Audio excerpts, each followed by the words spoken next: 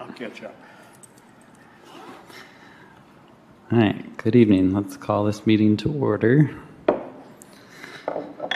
Start with roll call. We have an excused absence for Kayla. Fred? Here. Nora? Or Eleanor? Am I supposed to say printed name or preferred? Or? Here, either way. Okay. Obviously, I'm present. Dr. Lene Powell-Wilson. Here. And Patrick Vale. Here. And then another excused absence for Catherine White this evening. Wait. I'm sorry. So do you go by Eleanor or you go by another name? My nickname is Nora. So Nora. So can we put that in parentheses? It's because I'm not going to remember that. I'm going to call you Eleanor. Yeah, and I respond to Eleanor. Add it. Whatever you prefer. Yeah. I can add it in there. Okay, thank you. Sorry, I don't want to call you out your name. So. No, that's fine. Thank you. All right, so, adoption of formal agenda. Are there any changes this evening? Did you approve the absences? Oh, we have to vote for approval. Sorry. Motion to approve the absences of Kayla and Catherine. Can we have a second? A second. Thank you. Now we'll go into the formal agenda. Please state your revisions. I do not. I was just going to say for the support for the Bronson Mound project and the 2025 budget review, their order is going to be kind of flipped. They're linked but not the same thing, but the budget piece will come before the mound project. Sounds good to me. So, in discussion and action items, 2 and 1 will be flipped. Budget review coming before the support for Bronson Park Mound project. Sounds good.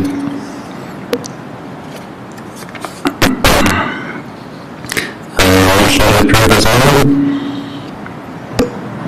Motion to approve as amended. And a second. Second. Thank you.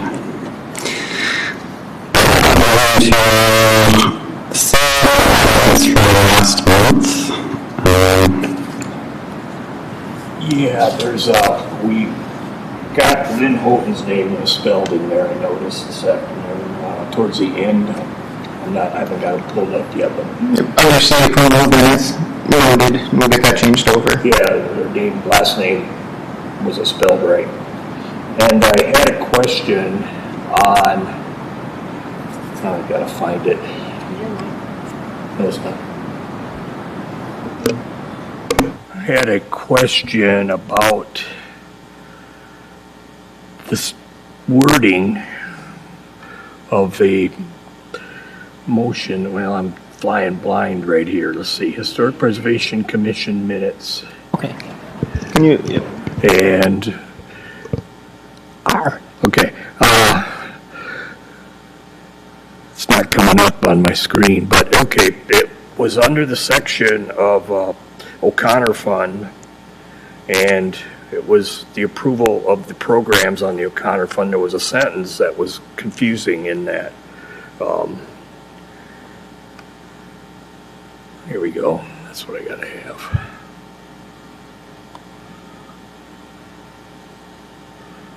Well, let's see. Approval of minutes.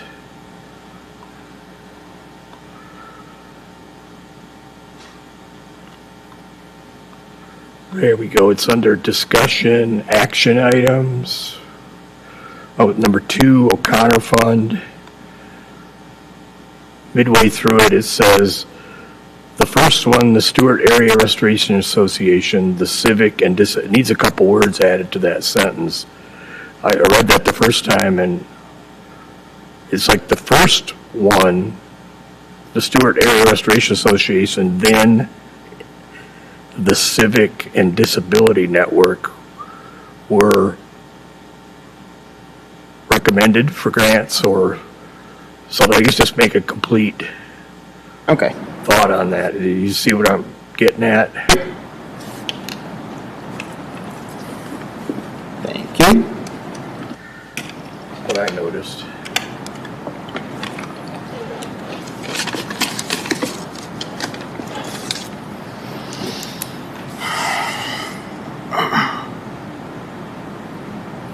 Anyone else have any? I have a little small one.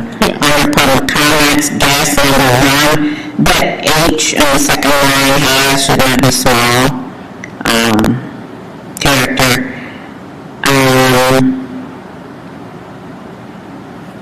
think that was the only one I saw.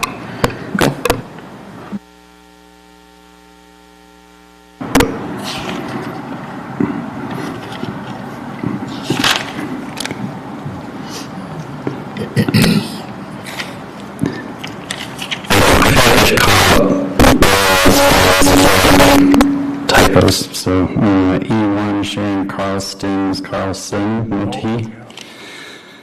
And the mesh should be meshy-ish. I've been missing the B in all of the references in E2. And then a typo that might have a different meaning in G2, the second paragraph, divided as indicated rather than indicted.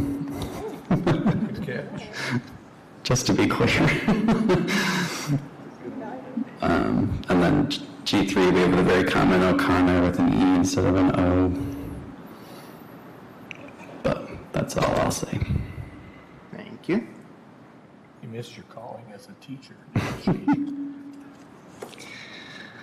Motion to approve as amended, the minutes from last month. I move to approve the minutes as amended. Second. Thank you. Brings us to public comments. Do we have any this evening? Front row, Pam.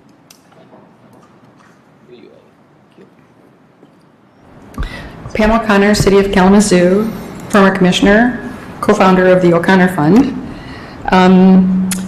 I know it's going to be discussed later, but I would like to address and offer my support for making a gift to the Gun Lake Band for the signage interpretation project.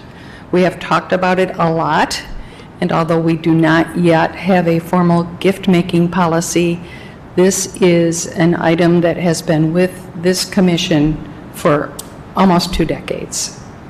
And it's now finally come to fruition, and I think you should vote yes. Thank you. Thank you. Anyone else? No? Any submitted previously? Nope. Okay, moving on to reports then. Financial report, I think, is that the one you have packets for, or is that a different one? No, that's for the discussion items. So this is just what was in the packet for the whole commission. Yep. So this is just our run-of-the-mill city expenditure and budget reports, rather budget reports and expenditure reports. I won't spend too long on this because I know that this is going to be touched on later by Patrick. Again, as I alluded to next time, and just to be able to walk Nora through this as well, when you're reading these sheets, I know that there's a lot of stuff on these budget reports. This is for internal funds that are held with the City of Kalamazoo for the Historic Preservation Commission. Our balance right now remaining inside of that fund is $1,276.27. And that's right on the first line, as far to the right as you can go, and it'll always be on these sheets. The expenditure reports is just what we've spent up until this point. I print off the detailed one so we can see what the money's been spent on. You can kind of triangulate those 2 of those together. Does anyone have any questions about this?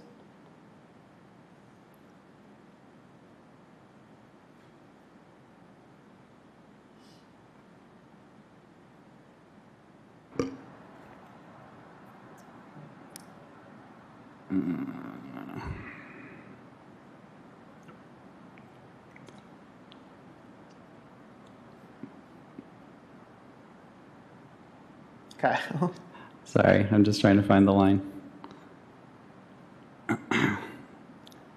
So it cost us like $650 to print and frame the awards? No.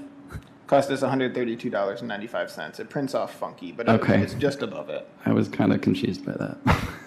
I'm always kind of confused by it, but I think that might be the total of those, of the items that are underneath professional and contractual services. I think that's the total of all of them together. Thank you for clarifying. seems about right to me if I do it in my head very quickly, so.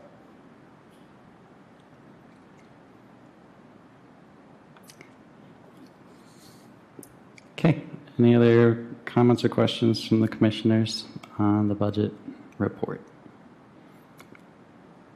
Well, financial report, I guess. Seeing none, let's move on to the O'Connor Fund report.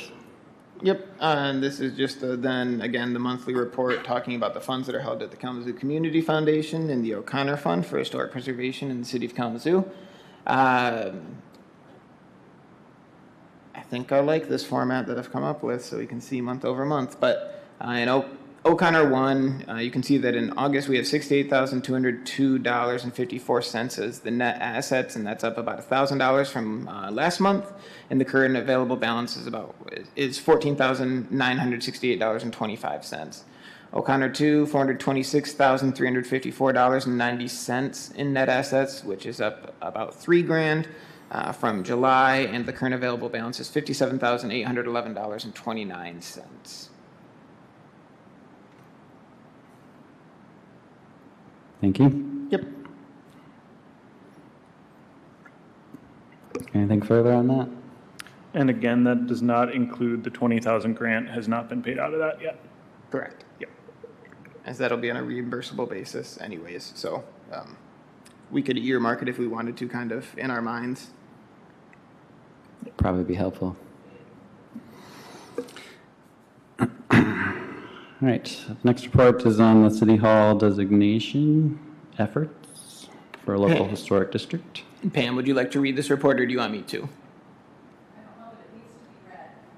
Okay. Assuming everyone has read it. That's what I always like to assume that personally, so. Yeah, and I'm still, people are busy people, I guess, when they get that high up in the organization, so I'm still looking to get the meeting scheduled with them, touch base with them, but looking to get it scheduled. If people have questions, I can entertain those first. I think the Encore magazine article about it would be great publicity. The Encore magazine expressing interest in publishing an article about it would get the word out there to a lot of people. Just a statement. Yeah, I agree, and I think that the publicity around it, publicity or awareness, whatever word you choose to use, is going to be something that's very important, obviously, that we undertake appropriately, so people don't feel blindsided by this in any capacity. We want the public to know that we're not throwing something at them, and there's not no covert actions happening. We're obviously going to be doing everything by the book as we always have done, and the awareness of that is going to be important to make sure that this goes off smoothly.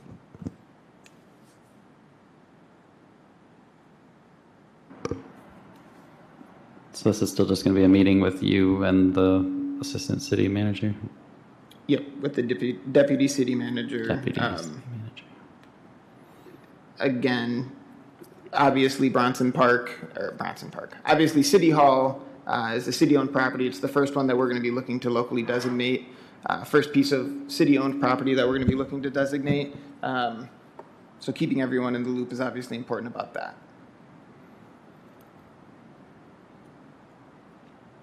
Okay. Moving on then to the grant-making subcommittee report. I'll ask again. Pam, do you want me to read or do you want to okay, we can just do some recaps. Just wanted to double check with you. I trust that everyone did have the opportunity to read this one as well.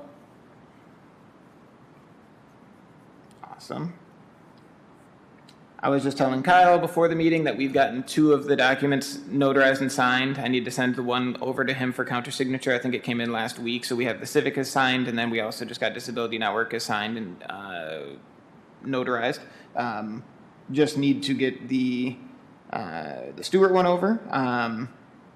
Thank you so much as well, Pam, for reminding me that the notary services are available at the public library, because I think that that's a great resource for people to be able to go over and use. Couple of things that I've realized in doing this process already. I was really wanting to make sure that everything was airtight in these documents, obviously. Sometimes folks don't update the names of their businesses, and that became a point of contention. Whatever is in the assessing office is what I submitted back to the applicants for signature. Sometimes they hadn't realized that they had not changed the name of businesses since they were first, registered with the office. That is truly just a matter that is between the applicant and the assessor's office, so I told them as such. Another thing that comes up is legal addresses, and sometimes those legal addresses do not reflect what the property owner believes their address is. And those are also kind of sticking points as well. So minor things definitely to look out for us. Okay, I'll look for that soon for the second one. Yep. Any other input on this item? Let's move on to discussion and action items. Reversing the order as previously stated, let's start with the budget review.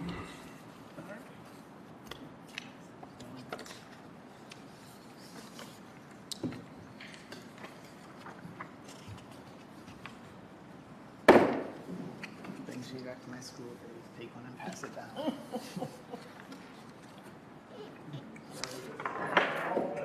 Thank you, Patrick, for making up the packet.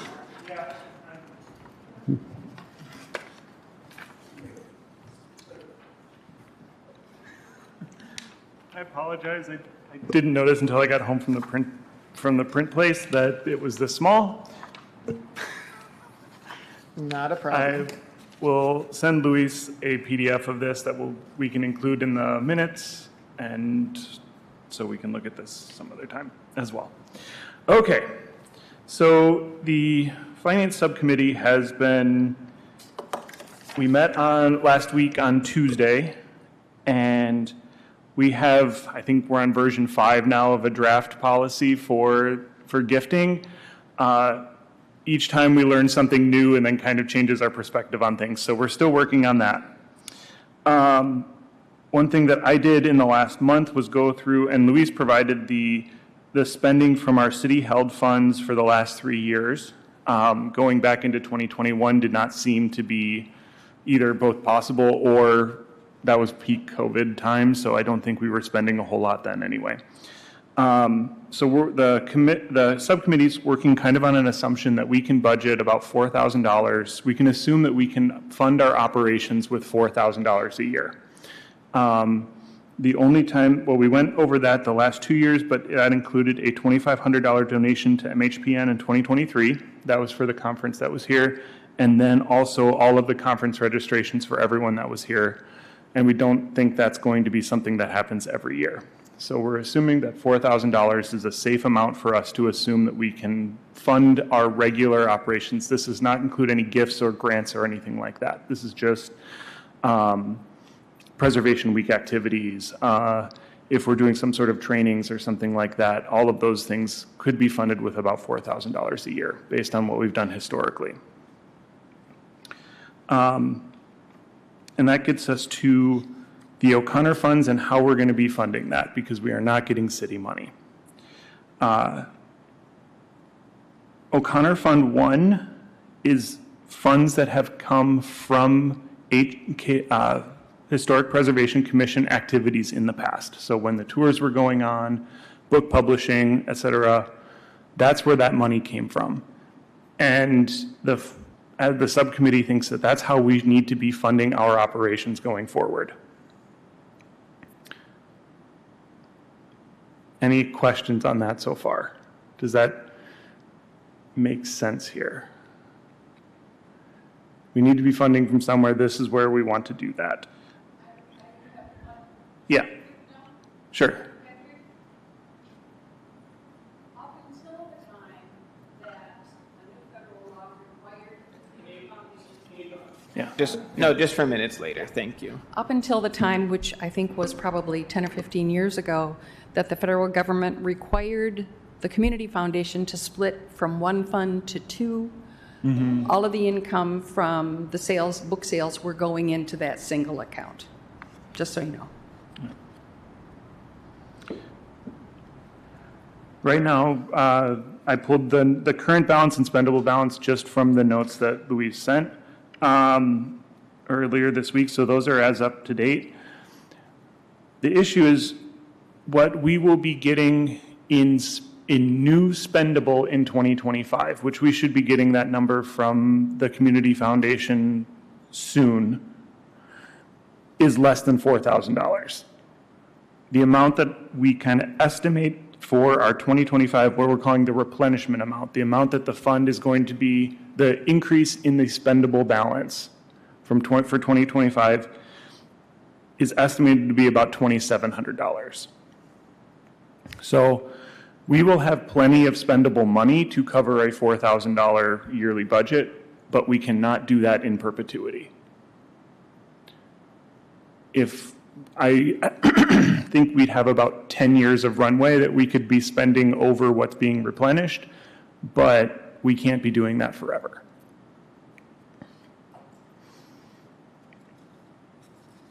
Are we on the same page here? Is that making sense? You know, the amount that we are getting from the returns in new additions to the spendable is less than what we think we would need to spend in a given year.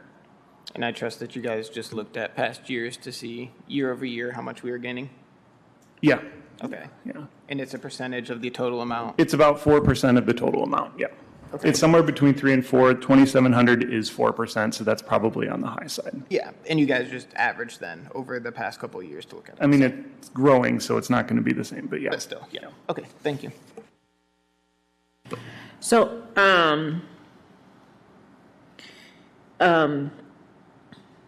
I'm sure Pam can talk to this, but when they made that book and all those other things that they were doing, you know, it took, I'm sure, Pam, years, time, expenses to put those together in order to get to the point of selling the book and selling the this and the that.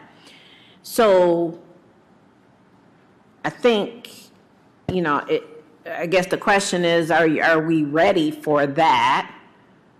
Because that is going to be a big chunk of your savings to put together some kind of product in order to get to the point of getting income. I mean, unless you're going to resell what we already have, which I think we've sold. Don't have any, yeah. Okay. Did that for the fraction of the cost, and I think that the other thing that we need to consider is that for someone to write a book, someone.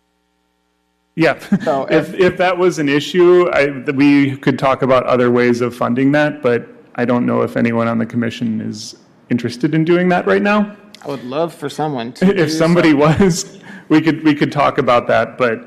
We're accepting all takers, and I think then that the other more effort that we had for money-making was probably the tours, right? Those were rather low, you didn't need a lot of finances, I don't think, to get those off the ground, and then the returns are probably massive on them. When you look at the tours, though, we had then was the availability to go into these abandoned spaces, some of which are now starting to fill up, and that was because of the work that we all did and that Sharon did in heightening the awareness of these spaces that were above buildings downtown that were completely unutilized, which I applaud her for that work because it's great to see. So not to say that we can't figure something out, because I think we certainly can. And also to say that if someone wants to write a book, please see me after the commission meeting and we'll get started. So that's how we're understanding O'Connor Fund 1. You know, this does not preclude, let's say we've got a really good market year and that changes some of these numbers. This is just where we are now. Also a really down market year. I don't know how that impacts this, but this is where we're sitting right now.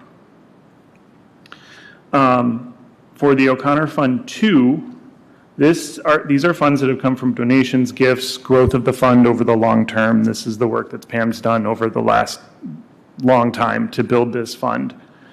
And this is we are making the grants through O'Connor 2.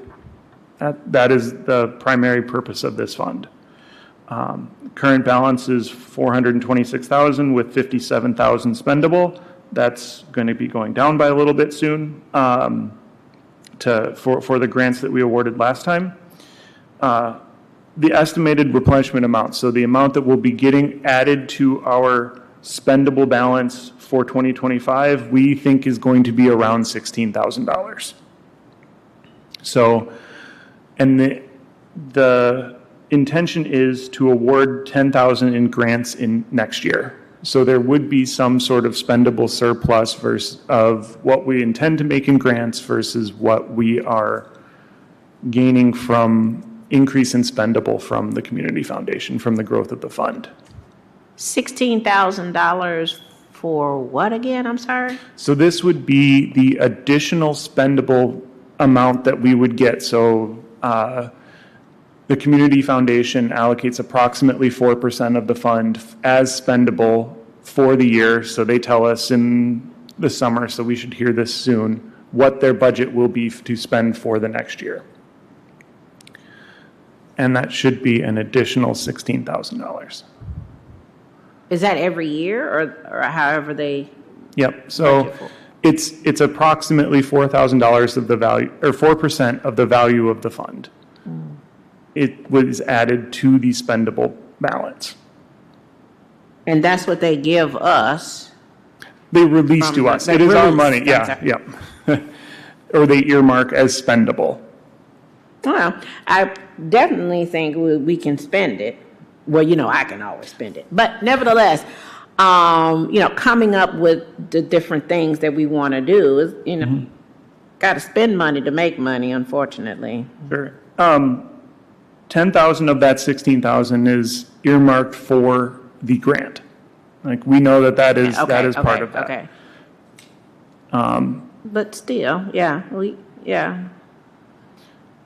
I think the next couple of years, personally, and I'm sure I won't be here, but the next couple of years, you're going to have I would have a larger budget, because what you need to prep yourself, you know, hire a photographer, hire somebody to write the book, hire somebody to... Here's the thing, I personally would capitalize on what's happening in Kalamazoo. You got that stadium or whatever they're building. You know, what are you going to do? How are you going to capitalize on that? Because if the people are coming in, make you some money, you know, how is that going to look for the commission? So that's just me personally, but yeah, I would think the next couple of years you might need to pull out more to have a larger budget. I mean, granted, you need to plan on what you want to do first, but that budget might be larger. We have not spent our available spendable amount for a very long time. So we have excess spendable available. However, if we continue to spend more than what's being replenished, it impacts our ability to spend in the future as well. I get that, but my point is, unfortunately, in the past, we didn't have a plan of what we wanted to do forward. But now that we know that, a plan need to be made, but you have to spend money to make money. So, you know, you got to come up with a product that people would buy and put your money back, pretty much. But I think if it were me, I would start planning something, whatever it is. You see if you can purchase a billboard. I don't know, and advertise. I don't know, but whatever. Oh, Pam, there she is, right there. Yeah.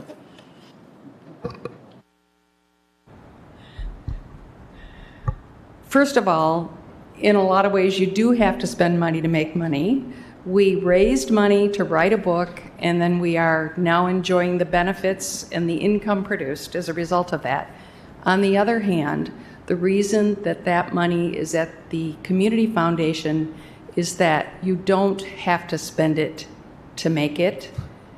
The investment return there has been fantastic. They have one of the best return rates of any community foundation in the United States. So that's one of the reasons it's there. And I would suggest that we do have a plan, and it's called a grant program. And we will be able to have signs outside of every one of the people that we are assisting with their grants this year. That's part of the agreement. And that will be what we have.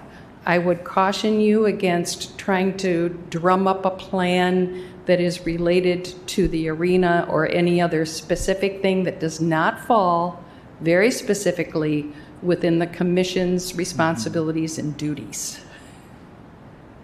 So, and those are very clearly stated in the ordinance. Right. And no, I'm not saying that you do something specifically for the arena, but what I am saying is that the arena supposedly is going to draw these many people to the area. So how can you capitalize on that? You know, what does that mean? I don't know. Maybe you stand outside and sell hot dogs. I don't know. Well, we have the commission has a plan, and that is not part of it right now. Forgive me. But taking what, I think we need to follow the plan that we have. That's my opinion, having been on the commission for many years.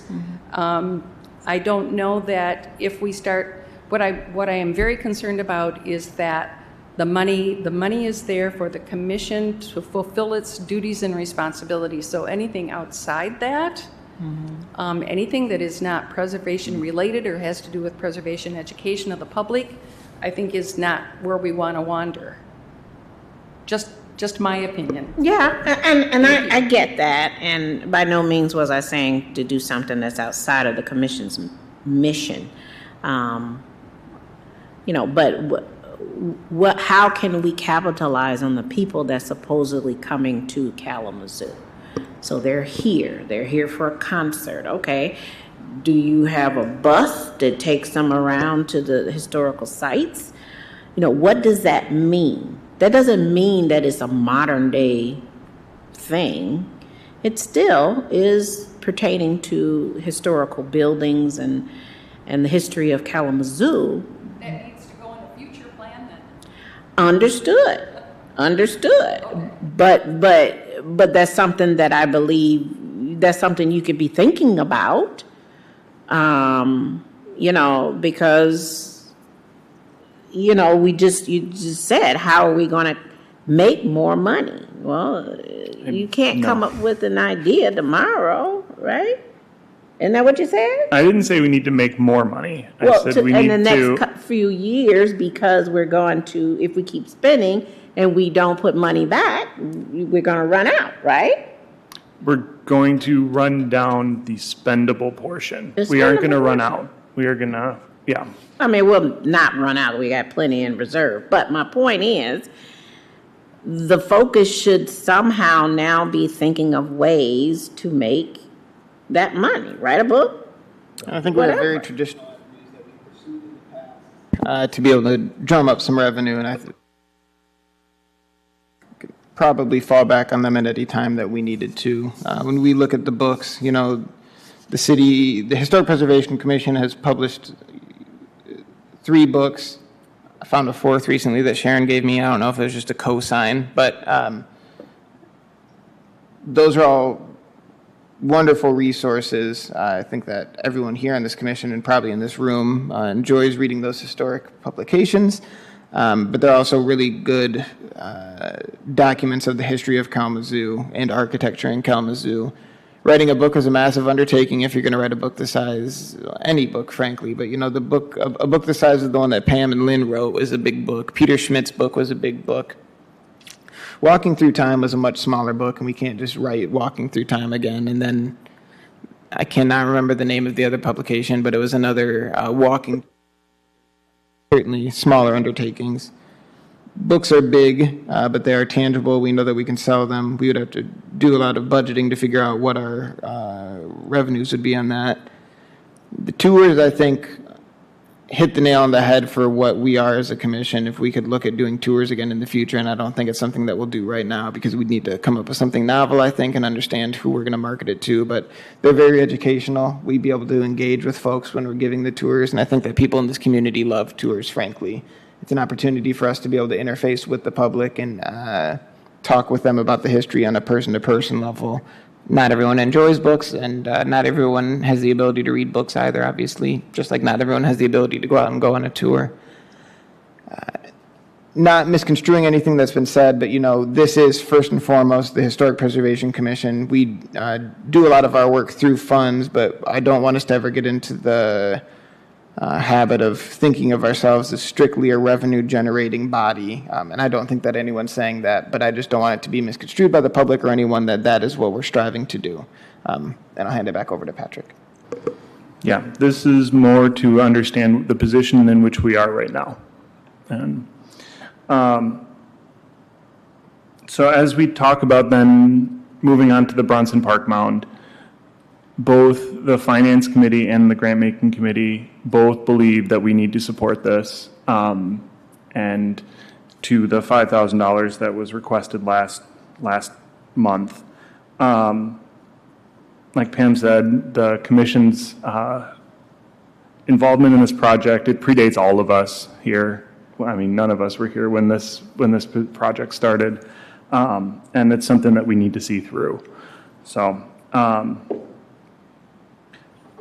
and supporting them from O'Connor 2 is not going to significantly hamper us in the future. Like, this is something that we can do, and it's well within good stewardship of the funds that we have. So both of these committees would believe that we should be funding this. And so. Yeah, well, I just want to say thank you for that very thorough report. It's very much appreciated. I'm extremely pleased with the work that we've done. Not to pat myself on the back, but maybe I am patting myself on the back over the past couple of years to actually get a firmer handle on what the finances are, and I think we've come a long way. Looking at this and making the models to go out to understand how long we have to be able to spend this money is also very helpful because it's not just hypothesizing about it anymore. We now know, based on how much we've spent in the past, how much longer we can keep up on this path. So thank you. I mean, that's a nice lead into your report, but do we have to vote before your report? I don't. No, we can just go to the report and then vote on it. Okay. Patrick just provided a beautiful segue is all, so. You're welcome. So I assume that everyone, again, had time to read it. I'm going to stall a couple more minutes while I get the internet back up. Largely, this report was just taken from what Lakota provided to us, but I did want to have something that was official and on the books so we could always look back to it as well. I agree with everything that Patrick has said and regarding the fact that we should help to see this through. It's been an effort that's been ongoing for a long time, and we can do something to help get that project across the finish line, which I think would just be wonderful. Again, I think that we also should point out, I have a capital I in there that shouldn't have been in there, and wish, and matchy be nice you wish, but this is going to be a two-phase project, and right now we're just looking at the first phase, which is the interpretive signage. The second phase of the project is going to be some of the plantings, and then I guess other landscaping that would be going around the mound, and I just wanted everyone to keep that in mind as we move towards the vote. I will reiterate that my recommendation is that the Historic Preservation Commission supports the Bronson Mound project and contributes $5,000.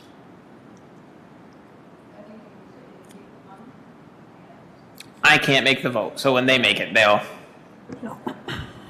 So I will make the motion to contribute $5,000 to the Bronson Park Mound project to become from the O'Connor 2 fund. Do I have a second? I second. Thank you. And this being a money matter, we have to take a roll call vote. So we'll go down as previously listed in the agenda. Kayla's not here. Fred? Yes. Nora? Yes. Myself, yes. Lene? Yes. Patrick? Yes. Passed unanimously. Yes, which is awesome. I will communicate that with all parties involved with the Bronson Park Mound project as well, just to let them know that they do have the financial support of the Historic Preservation Commission. So this is a very good thing.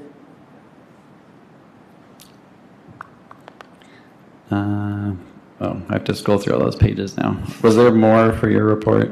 Nope. I just wanted to include that stuff, but now I'm realizing too. We, I'll let you go ahead. yeah, we need to circle back to the budget. Yes.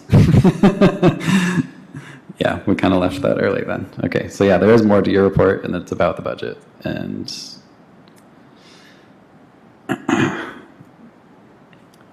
And I'll just ask, I guess preliminarily now to Patrick, there had been discussion before of moving money over into the city held fund. Is that something that you disagree with now after making your drawing, or doing your, not drawings, but after doing your research?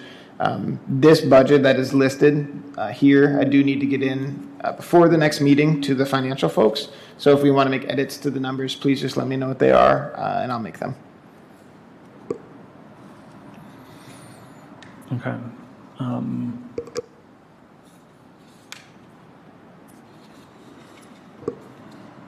Give me a minute. Let me think about that for a second. Okay. I will say that you said that we needed $4,000 to be able to sustain ourselves generally.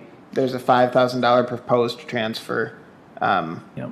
None of this, this is truly a convenience matter, and it is a convenience for ourselves. I think that we could still be able to earmark those funds and look at them and say, okay, we need the $4,000. We just moved that $4,000 over to the city one. You could also make it a lesser amount. I don't think that this is. We just need this to lock it in at the first point. I don't think that is necessarily do or die, because we could also say that we wanted to move money at a later point, or that we don't want to move money. So I don't mean to put pressure on you and put you on this question. I mean, the movement of funds isn't on the agenda, right? Or is that part of budget? Just the budget stuff. And Yeah.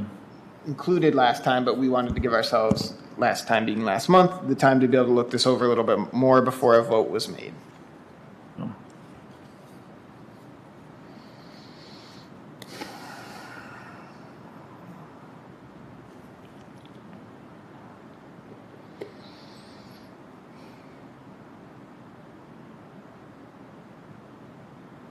My thought is to keep as little as we can feel comfortable with in the city account Okay. at the I mean, time. So we could That's just take that's where my away, intuition sits. we could take away the $5,000 then. Yeah, when you have that line item in there, does that mean that it will be there on January 1st, that we would expect it to be there on January 1st? Or is that something that says we're intending to move this amount over throughout fiscal year 2025? That says is that we're estimating that we're going to make $5,000 over the year of 2025 From transfers, essentially. from transfers, Yeah. but it's a very amount of So, revenue. given that we have $1,200, $1,300 in there right now, it's likely that we will be transferring some in at some point. Yeah, and I just want to reiterate too, very true. These don't necessarily talk to each other, so we could put that in there, and it doesn't mean. It doesn't mean that happens it right will away. be in there on January 1st. No, because we are the ones that move the funds. We have not really said, hey, move the funds.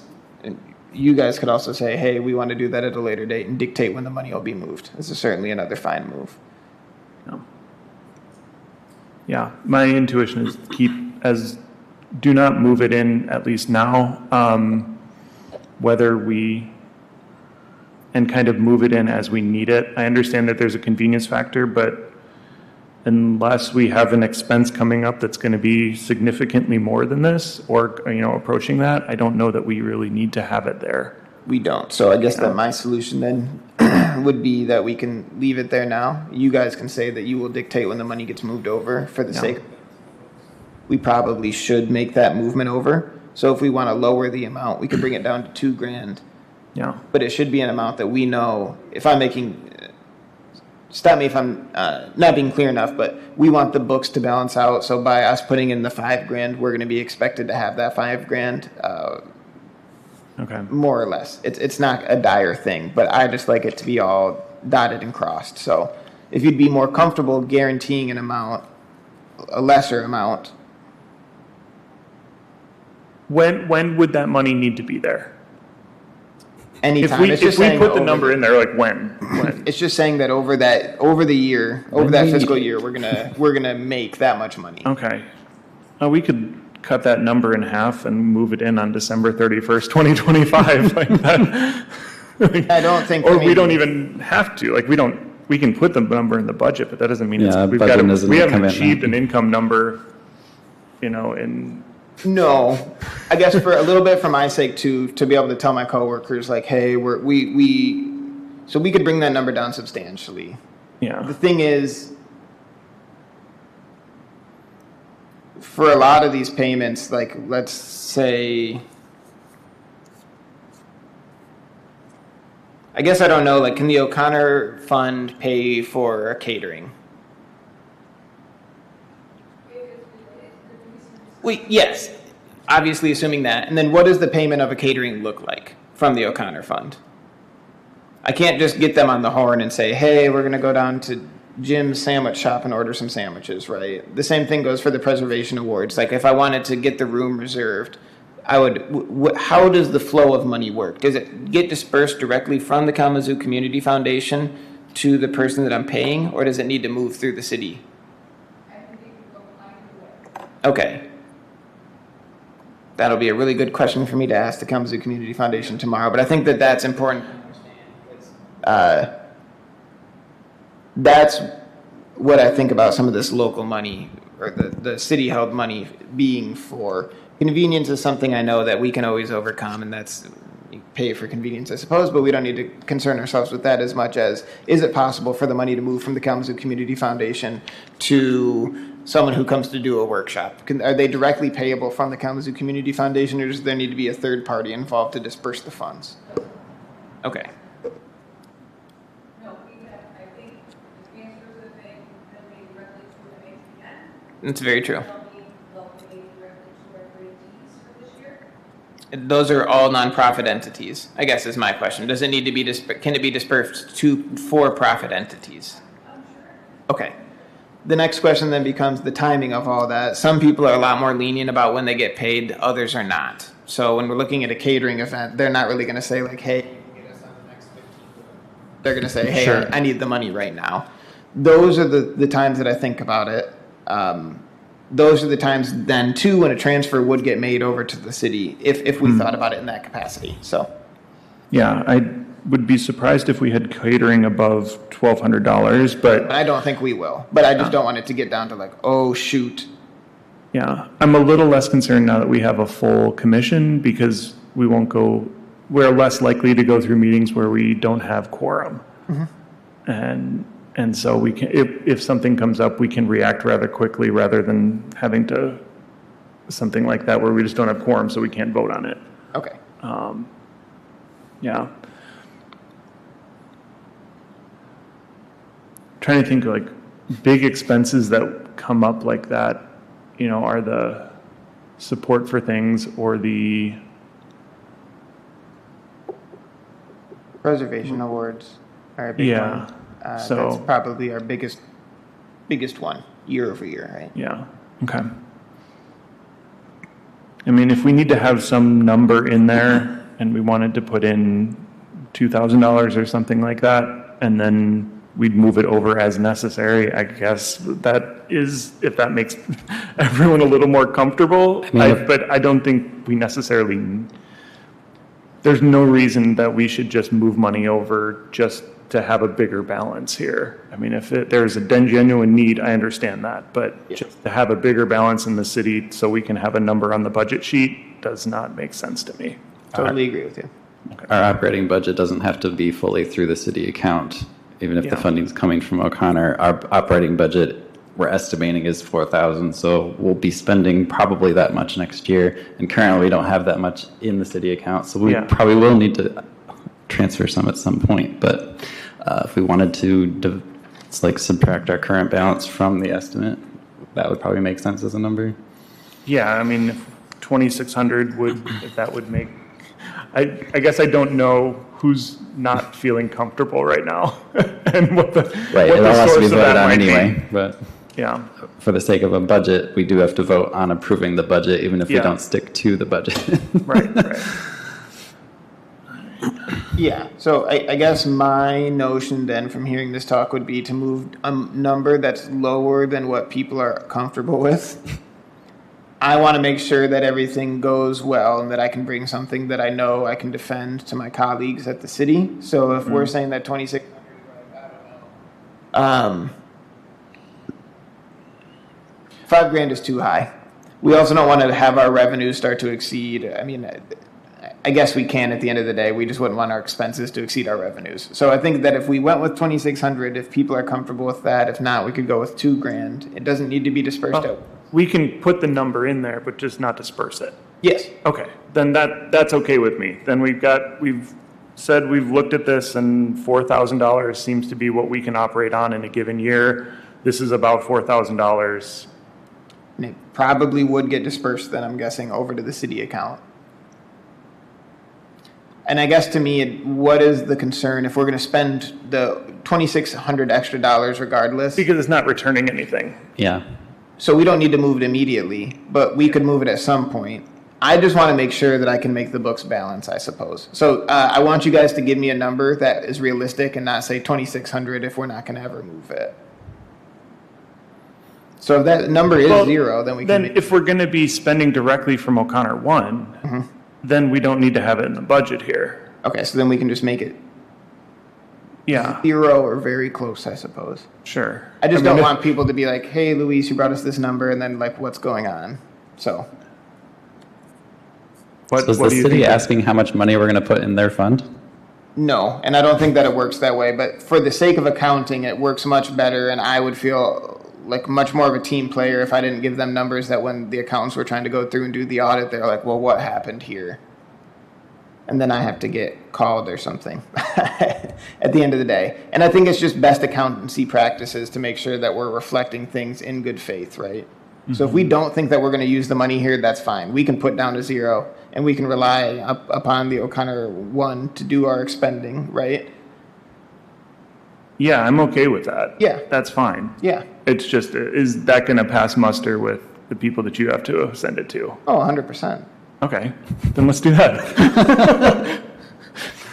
All right, then. All right. So we're changing just that box, or are we changing anything Well, we got to else? change the down, everything below Well, it the too. totals after that. So the totals match, yeah. And I think that a single motion could be reflected saying that that money won't be going in and that it should be deducted from the bottom line item as well. Or you could say the entire sheet should be altered to reflect that none of the money will be transferred over from the O'Connor fund.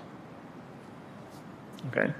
Move so that the budget reflects no money moving from the O'Connor fund into the city budget, and the expenditure side balances as well. Call for a second. Second. We're not spending money, so we don't have to do a roll call, right? Technically, no. I think you still should, but Okay. Shred, Yes. Nora, Yes. myself, yes. Lene, Yes. Patrick, Yep. thank you. we will all be super planners from here on out. We're going to get a big whiteboard and write all the events for the year on it so we can know. I love whiteboards. Exactly. Okay. All right. Okay, so there is another part to your staff report recounting the gravestone cleaning. Yes. The gravestone cleaning. So I know that we had a couple folks show up. You showed up, Kyle, and then some folks from the audience also showed up at the gravestone cleaning. We had about 80 people to show up in total. Gravestone cleaning probably also does the workshop injustice because it covered a litany of things from history of gravestones, history of gravestones and of cemeteries, best cleaning practices, and then best practices for repairing gravestones as well. This was done in conjunction with Atlas Preservation, who was on their 48 states, 48 days gravestone workshop tour of the United States. While Atlas was here, I think that they rated about 3 gravestones and fixed them as well, which is always cool to see. I was also really interested. I had the chance to talk with some folks just about the history of gravestones, as we've discussed before, where the stone is coming from for these gravestones. Apparently, there's very select veins throughout the nation where you're going to be mining a lot of these stones for use, which I thought was fascinating. The style differences that happen in them, and so forward. 80 is a really great turnout, I think. I know it's different than what we generally have at our gravestone cleanings, where it's kind of an all hands on deck, go out there and clean, clean, clean. But I think that bringing, again, folks into the fold is really important. We had people coming from as far as 2.5 hours away to be able to come and attend this workshop, which I thought was awesome, that they're coming to all the way up to Kalamazoo for that. We get to show off our city. Hopefully they went out in the city afterwards and we're able to take in the historic sites and enjoy our downtown. So I think that was really a good workshop, and that was a great turnout for us to have. With lunch from a local place, and we didn't have to pay for it. That's very true. So I think that we can see that the relationship that we have with the Friends of the Cemeteries is really turning out. It's already starting to pay off. So I also want to kind of thank them for the work that they did as well. Gravestone stuff in general, it was a rather exciting week last week because I got a text out of nowhere that they were digging in Southwest Niche Park, and they said that they had hit a gravestone when they were doing the digging to replace a water main. So I went down there to go check it out, and sure enough, they had uncovered one. Southwest Niche Park was the first cemetery in the city of Kalamazoo. So we went down there, we looked at the gravestone. They stopped digging immediately, so I'm glad that they had an unanticipated discoveries action plan that they were able to put into action. The grave was from 1838. It was for a man named Jonas Ash. It was remarkably preserved. I couldn't believe how well it was preserved. It almost looked like I'd never seen any dirt on it ever. There was one portion of it that was soiled from the corner, but other than that, it was almost, since the stone broke, you're able to see what the untouched stone looked like on the inside. And the face that had the engraving on it was only a couple shades darker than that, which is crazy to see when you're looking at something that's almost 200 years old. We did some research on it and tried to find some things, and other folks might know more than me, but I wasn't able to find out a lot about Mr. Ash. He certainly wasn't born here because he was 29 years old at the time of his death, which puts his birth at 1809, which is before white settlers had started to come into this area rather permanently. I think that one of my colleagues at the city was able to find that he was from New England, maybe New York, which is where a lot of the white settlers came from to come to Kalamazoo. Doing some other digging, it's very interesting to look at that cemetery because I think that for a long time I had the notion kind of that there was a lot of bodies that were moved out of there, but I think that there are a lot of bodies, or I know now rather, that a lot of the bodies stayed in the cemetery. I think that when you look at this, it's important to realize, and I was just looking at an early map today, an 1873 map of the city of Kalamazoo, that was really starting to get to be the southern fringe of the city. There weren't any houses that were platted out around it at that point. It had been platted, rather, because I found a plat map today for Newell Place from 1866 that shows that they had subdivided out the land, but the houses weren't built yet. When you had a cemetery in a city, I think it was probably a rather unsanitary thing before you had vaults to put the bodies in, which means that you could have started to maybe had some bad stuff happen. So they decided to abandon that cemetery in like 1884-ish. I found a date that said 1882 as well. So it served from 1833 up until 1862 when it was technically closed because they couldn't put bodies in anymore because it was full. And then by 1884, they decided we're going to turn this into a park, and they just covered it all up. So this was Southwest Niche Park, like way down in Portage? No, Southwest Niche Park, which is at pretty much it is at the intersection of Southwest Niche and Park Place. Oh, okay. All right. A block south of the Octagon House on West Niche. Okay, so okay, I understand what you're saying now. There's a Southwest Niche Park down in Portage too, so. He's talking about the city because we are the Yeah, city. that's why I was confused. Oh, no, yeah. So, yeah, it was a very interesting find. In the end, they decided that it would be best just to put the stone back where they found it, so they put like a layer above the stone of caution tape, so if anyone was ever going to be digging again, hopefully they would find that before they got to the point where they were going to disturb the stone again. There is truly no protocol for what to do with a stone like that, because it's assumed that the body was not moved and should be then kept with the remains of the person that it was buried next to. They also did find, and I didn't know that necessarily this was a thing, a footstone along with the headstone. I think that was used to further mark it out, and it was just a smaller stone. If anyone wants more information on that, there was a great paper that was written up regarding Southwest or West Street or Pioneer Cemetery that I'd be happy to share with folks. Park Place and Southwest Nidge. You could also look at like Minor Street butts into it if you followed Minor over to the east. And Wheaton, I think. Yeah, Wheaton would be like the low extreme of it. Yep, the southern extreme. In the Vine neighborhood. Trying to think of some other landmarks that I could give to you. Martini's is another good one, or Crow's Nest, or Bagel Beanery, or the Vine Neighborhood Association. It's a couple blocks south of that. It's on the east side of the street. The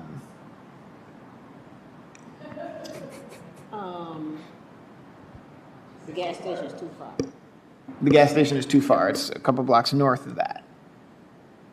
That's a park. It is a park now, but it was originally a cemetery. That was oh. Oh my gosh, why would you do that? There were a lot of newspaper articles that you can see why they did it. It just had fallen into extreme disrepair. Yeah, but that's somebody's risk. There was also some writings about that I can certainly share with you, because there was some contention regarding that when it was eventually changed. That's why they have the movie in the park. That is one of the places, yep. Very interesting. Thank you for sharing. Does that conclude your report this evening? Yes, I trust that everyone else could read my historic district reviews, and it's far less exciting than the excitement that I had last week, so. All right. Any other commissioner comments? I see none. Thank you all. Meeting adjourned. Thank you.